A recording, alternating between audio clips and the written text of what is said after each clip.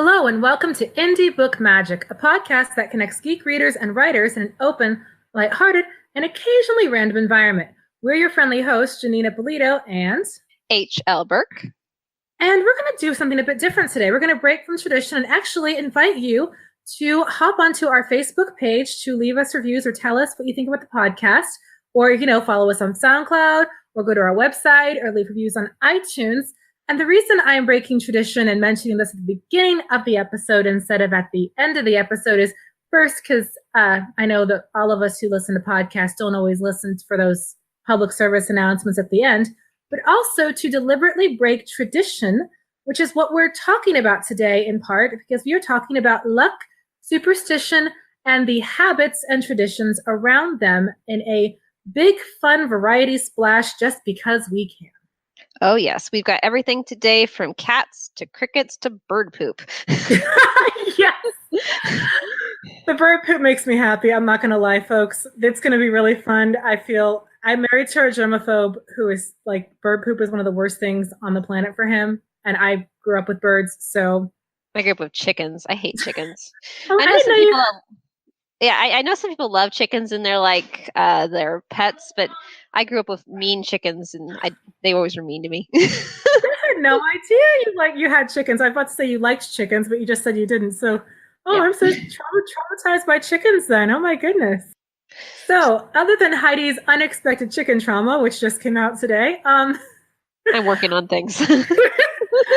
We were talking about luck. This is our month about luck. And so today, since we had a pretty intense writing craft episode a couple of weeks ago, we decided to do a fun variety splash and talk about just random ways and bits that luck and superstition and different things are wrapped up into society and culture, and how you can use them in your stories, and just for the heck of it.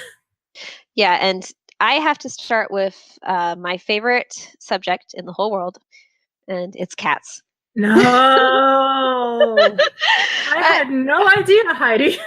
Yeah, you see, a lot of different cultures have different things, the different animals that they consider lucky or unlucky, and sometimes those animals are actually magic in disguise. And I found this really cool legend recently about Norwegian butter cats, and they're cats whose specific job is to guard the pantry, especially from trolls. And the butter is the butter is kept in the pantry, so that's why they're called the butter cats. Oh. And they're these huge, gigantic, fluffy cats, these Norwegian long hairs that they look like the old man wizard. See, I would have thought they were made out of butter. Like, you could have totally sold me on that one, and I would have been like, oh, wow, these cats who live on butter or are made of butter or something like that. No, they're supposedly mythical beasts. Some of them are transformed trolls themselves that have decided that they want to live with humans because humans' houses are warm and have good food. Because apparently in the Scandinavian countries, the trolls like to come and eat your food. That's their main purpose. They raid your larder, they steal your food. They're the worst house guests. But if you have a Norwegian butter cat, it will keep the trolls away with their big fuzzy cleverness and their magic.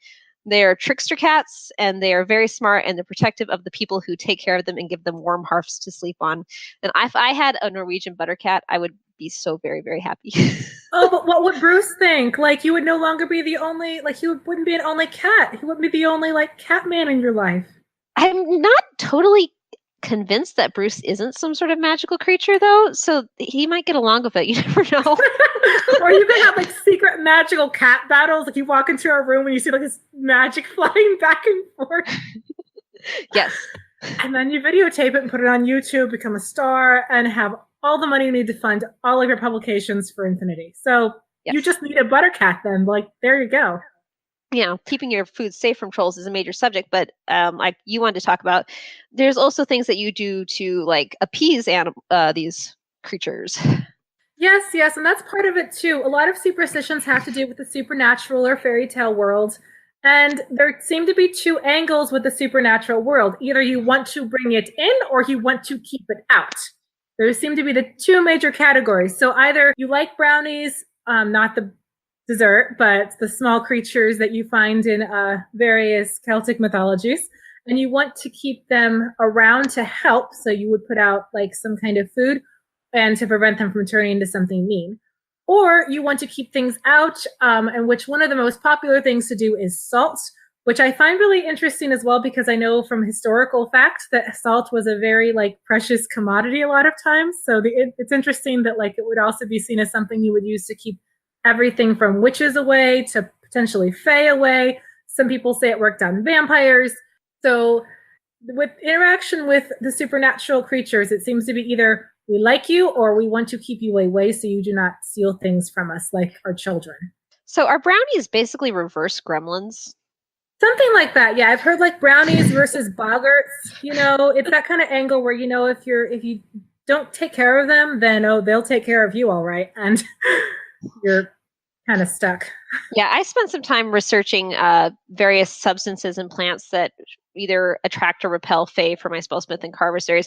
There was a lot of contradictory information, I think, from various cultures, that some think that rosemary attracts fae, some think that rosemary repels them.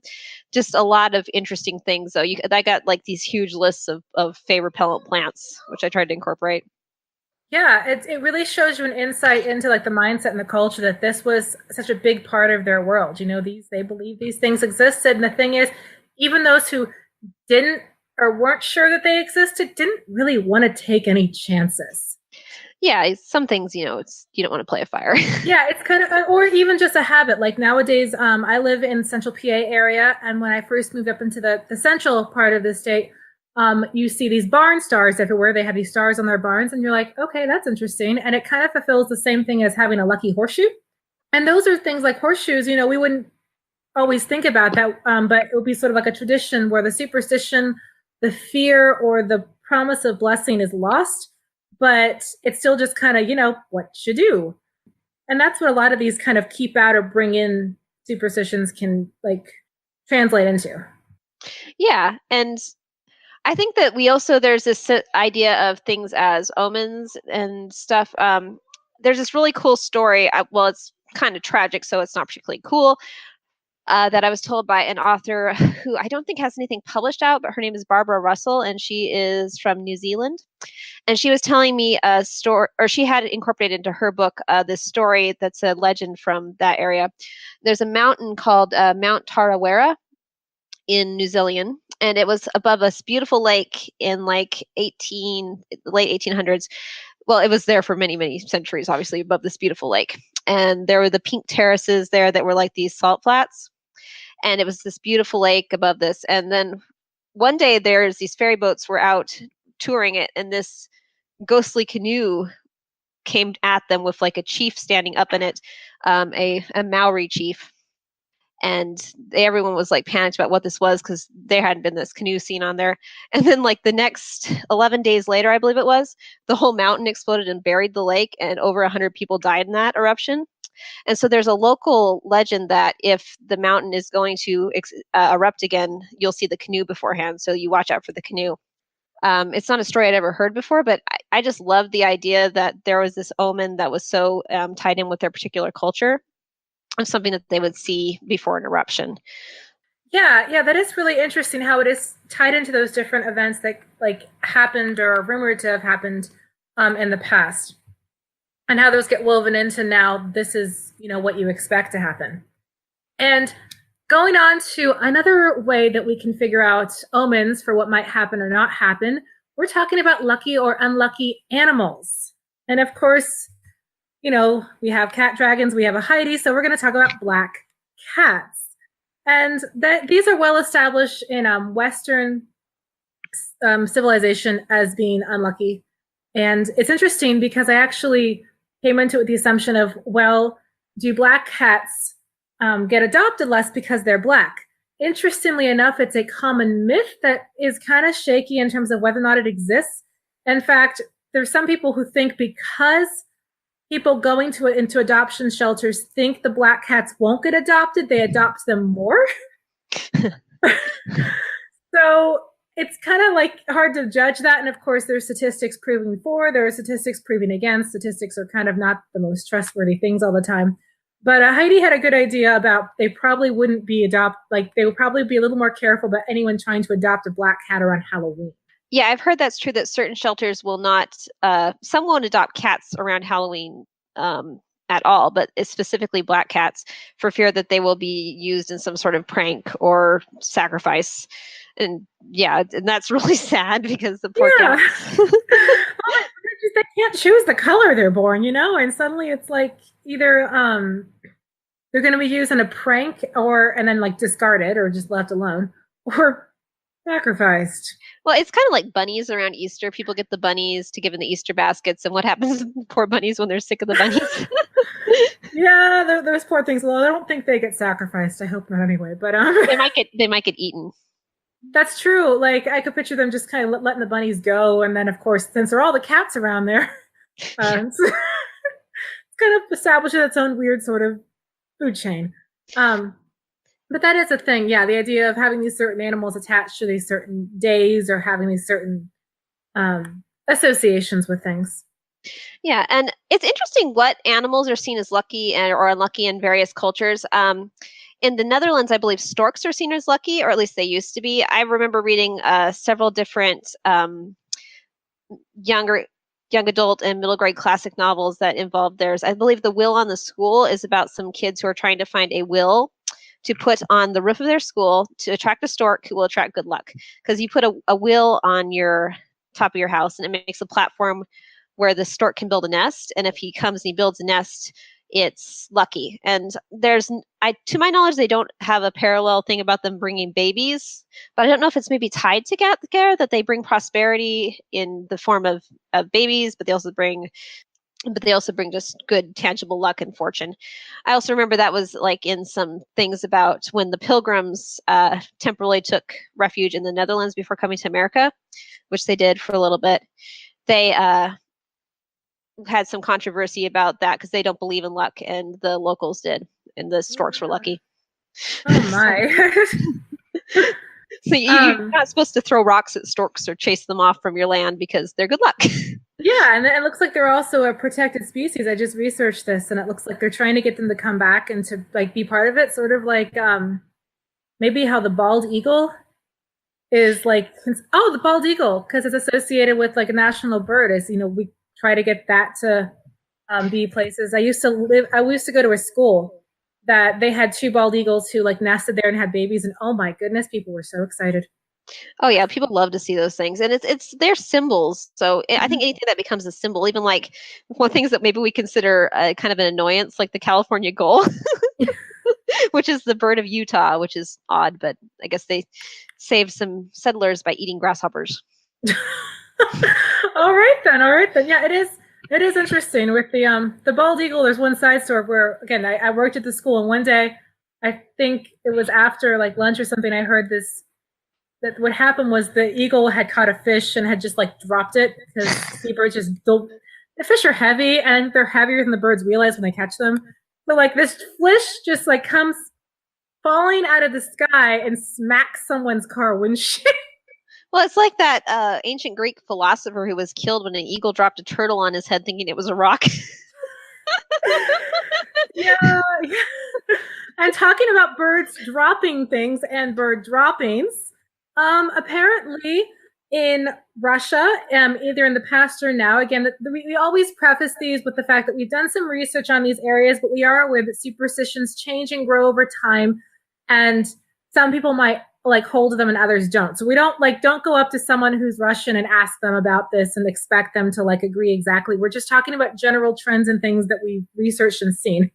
But apparently in Russia, bird poop landing on you can be considered a sign of good luck. And that is kind of amazing for me. Again, I used to own birds and I love birds, but bird poop was never something I really thought was lucky. I always thought of it as, oh, great, you do that. But it is considered a sign of good luck. And it's kind of unclear whether it's like a sign of good luck, maybe in spite of the bird poop, or is it like congratulatory thing, or etc. It's a little bit vague on the details, and I'm sure that like different families in Russia might have different reasons behind it or things that are passed down. But I just think the idea that bird poop could be a sign of good luck is kind of a wonderful thing. Yeah, and it's interesting what can be a sign of good luck in various things. Like I think we've all heard of lucky crickets, and those are, I don't know, is that just because they're cute and they're pleasant and people like to listen to them? Apparently in Chinese, Japanese, and Native American cultures, it's a symbol of good fortune, vitality, and prosperity. And I mean, they eat crickets a lot as food and in snacks in different, countries. You can buy and eat them in China. And so, as you're mentioning with like the New Zealand mythology, sometimes these things just, were ancient traditions or symbols for whatever reason, and then just kept on going until they just became this huge part of a culture's luck symbols. Yeah, and I think that with crickets, I just think they're pleasant. That's my personal thing too. I think that if you have a cricket, it's just kind of nice than out there in the woods. And there are websites about how to attract singing crickets, which is really fascinating because I remember for me, whenever I had a cricket in the house, oh my goodness, that thing would drive me crazy because, it would constantly be chirping or, the other crickets or like mating calls or things. And you're like, there's no one else here, little dude. Can you just go somewhere else? They can get loud, especially when you get a whole bunch of them all going at it. Or if you're in the house by yourself and it's really quiet and you're reading a book and there's that one cricket and you're just like, it's like a fire alarm and you need to change the batteries. Oh, yes. And talking about things that we consider part of our culture now, but we don't really think about too much. Of course, if someone sneezes, Heidi, what are you expected to say? Gesundheit? No, God well, if we're in Germany, yes. God bless you or something like that. And the interesting thing about that is that this is a blessing after you sneeze comes from a lot of different cultures. And it was partly based out of this cross-cultural idea that breath was your soul, which makes sense because, if someone dies, they stop breathing. If someone's resuscitated, they start breathing again. So they associated breath with the soul, which meant if you sneezed out too much breath too hard, you could be sneezing out part of your soul. And so the idea of God bless you, or in ancient Rome, Jupiter bless you, or different things they would say would be a blessing to make sure that your soul stayed okay and nothing came in and nothing went out that was supposed to be there. Yeah, and I think I've heard that it's been also tied into plague stories before. Like they thought if you sneezed, you might be getting the plague, so they needed extra protection. Yeah, a lot of these superstitions are very multi-purpose like that. It's like, and because of the plague, they didn't always know what was causing it. Modern medicine and germ tracking and, study of germs under microscopes hadn't really been a thing. They would do whatever they possibly could to make sure they would be warded off against it. Yeah, and I think that there's a lot of things that you want to do, that a lot of cultures do to protect against or to ward off luck, and some things that you want to avoid doing. I mean, we all know, I think, about the more traditional ones. Don't walk under a ladder, don't break a mirror, knock on wood. I had a friend who was an ESL teacher in Korea, South Korea for a while, and she told me that there it was considered a curse to write somebody's name in red ink. So if she was using like dry erase markers on the board to write with her students, they got nervous if she was writing in red pen, because if they thought that if she wrote their name in red pen, they could potentially die, which is something I hadn't heard before, but apparently at least unless her students were really pranking her, that is a thing. And you can't leave that out with students. It's like, oh, gullible American, let's mess with her. But yeah, there can be those different things that, ward off bad luck, or if you like say it or do it, it could bring in bad luck. Or if you have it, then it could bring in good luck. And we do see a lot of these around different things in the new year and etc. But there's a couple things that are perennial. And one of those is lucky numbers. In the U.S. and in a lot of Judeo-Christian cultures, the number 7 is considered very lucky, especially, again, with the Judeo-Christian background. 7 being the number of completion, 7 days of creation. I know there's so many mentions of 7 in the scriptures, and I'm totally blanking on them right now. But 7 is a really important number that's repeated a lot in the Bible. So it's considered, a really good number of fortune. The number 3 as well can be a number of completion for good or for bad, going back to the turn of phrase that bad things happen in threes.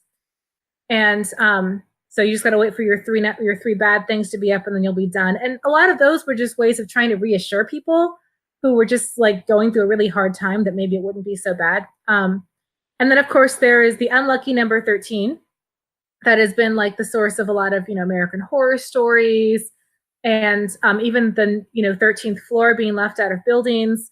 And if you go over to other cultures, they have their own lucky and unlucky numbers. In China, the number 4, or the Chinese, the Cantonese specifically, word for 4 is very similar to the word for death. So they will leave the 4th floor out of buildings. They will leave the 44th floor out of buildings. They would actually could even leave all the floors that have to do with the number 4 out of buildings, just because the superstition of that number. And I heard that's actually a common thing in a number of East Asian cultures. Janine, you were just mentioning that the name 4 sounds like the word for death in Cantonese. I think that a lot of what we associate with has to do with the deaf traditions and things that are associated with death, like certain colors being burial shrouds or things like that. Actually, I was just looking up. The reason why I just found out that the red ink thing is a thing is because the names of the dead are traditionally written out in red ink in Korean. So it's like if the dead are announced in red ink. So if you do that posthumously, you're somewhat kind of almost writing an obituary for someone. So that's the reason why that is considered a curse. Yeah, so it's interesting. Again, we're trying to ward off bad things and bring in good things. And it comes down to those very fundamental human things. If we want better life, we want less death. Less death. And those are very universal things and concerns that make people human, which again, to toss in a little side bit of world building, if you're creating a fantasy culture where they don't fear death in the same way, then they may not have the same reasons for their superstitions. Because if death isn't a fear, and if life isn't something that's as fragile, then the concept of doing things to either maintain life or forestall death would not really be a thing. Yeah, and I've heard of people getting insulted or frightened if they get things like lilies that are traditionally given as the flower for dead people or left on tombs in some cultures as a gift, and it's considered bad luck. Or I remember there's this book, Caddy Woodlawn, I read when I was a kid, where she gets a funeral bonnet, and her mom was like, "Get that thing out of here," just because it's associated with death. And I think that we have that weird. Our culture is a little more morbidly fascinated with it than maybe in the past. It was just not spoken of so much. I think a lot of the residual fear of that is what powers a lot of these superstitions.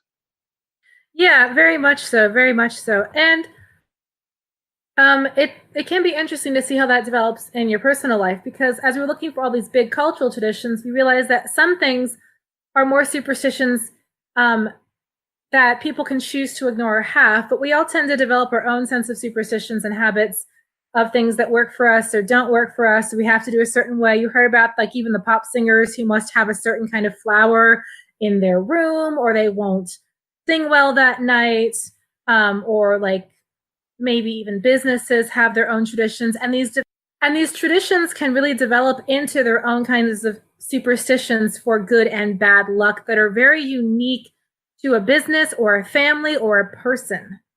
Yeah, I think then also sports teams tend to have a lot of that. There's like the stories of the Cubs having the curse of the billy goat, so people kept trying to bring goats into the stadium. I endorse bringing goats into stadiums. I think all baseball teams should have a goat day.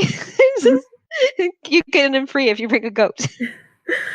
And there are those things that develop that are a lot, they're not dealt with in particular culture. They're a very small bit of the subculture that is a very important thing and can bring a lot of meaning to their lives. And so if something disrupts that, then oh no, the world is going to end, or it's just going to be a bad day, or et cetera, et cetera. It's interesting because I was realizing for myself, I actually don't really have many, if any, habits for anything. I'm a very non-habitual person. It's taken me a lot of discipline to develop a lot of the habits I do so that I continue to, brush my teeth daily and, get things cleaned on time. But my brain naturally works in a very non-habitual way. So I actually can't think of anything I really do that's particularly superstitious. Can you think of anything, Heidi? Not anymore. When I was little, I used to like trace patterns in triangles. I liked things in 3, and I would have to make 3 triangles in a row, and I would have triangles like I would sometimes be tapping on my inside of my hand with my thumb to draw triangles, and I couldn't stop until they were complete. I don't know. I think that was more of just a little like self-comfort thing I did though. But as an adult, I'm very chaotic. I have a hard time keeping to schedules. And yet, Indie Book Magic, we are bringing you a podcast every week. So somehow we do that. Somehow we do that, which means you're always going to have fresh stuff because we don't do never the same thing twice. Never the same thing twice, yeah. Unless just talking about cats obsessively counts as the same thing twice. But this just isn't. This is the existence of Heidi. You know what, Heidi? Maybe cats as a thing are your superstition. Like maybe they are your. That's probable. I do get anxious if I haven't been with a cat for a certain amount of time, and I will buy things just because they have cats on them.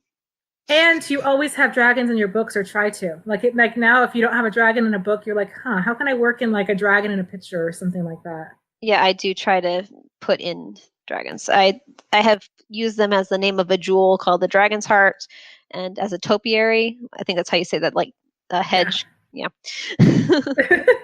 So that's a thing too for authors. Is there anything that you like to put in a story? Like, is there any quirk or idea that you have found that you put in your stories that amuses you? I found that for me, actually, I tend to put like romantic movie quotes in my stories and see if anyone can tell.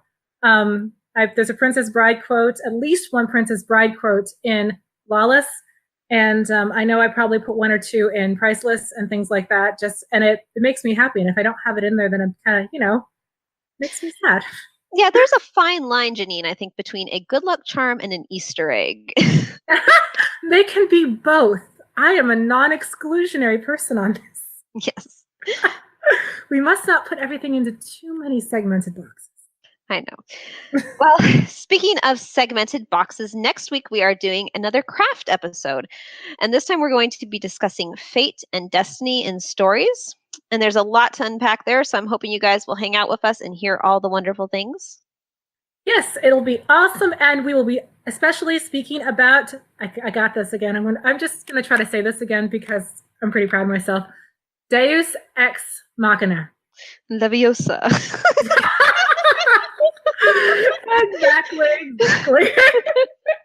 Thank you so much for tuning in to Indie Book Magic, and we hope to hear you again soon. Again, if you have any awesome feedback or ideas or thoughts or any ways that you have used luck or mythology about luck in your stories or in your own personal life or etc., throw it down in a comment wherever comments can be had on Facebook or in the blog post that this episode will be posted in, and we love to hear back from you. So this has been Janeen Ippolito and H.L. Burke.